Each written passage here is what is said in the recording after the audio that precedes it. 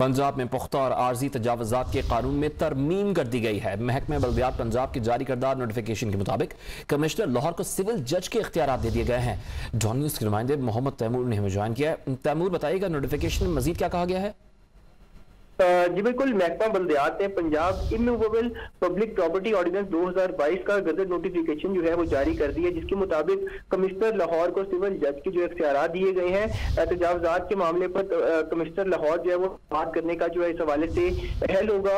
तजावुज़ात करने वाले जो शख्स होगा उसको जुर्माना या सजा का जो फैसला है वो कमिश्नर लाहौर जो है वो कर सकता है, जबकि बोर्ड ऑफ रेवेन्यू जो है वो तजावुज़ात के जो केसेज हैं वो एक कमिश्नर से दूसरे कमिश्नर को जो है वो भी सपोर्ट कर सकता है।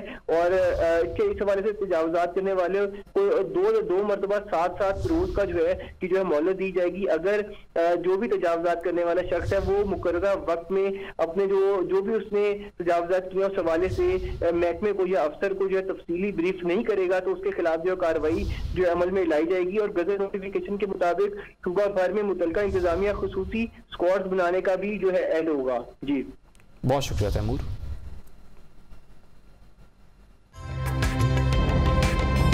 ताज़ा तरीन वीडियोस के लिए हमारा YouTube चैनल सब्सक्राइब करके बेल आइकन प्रेस करिए ताकि आपको मिले हर अपडेट सबसे पहले।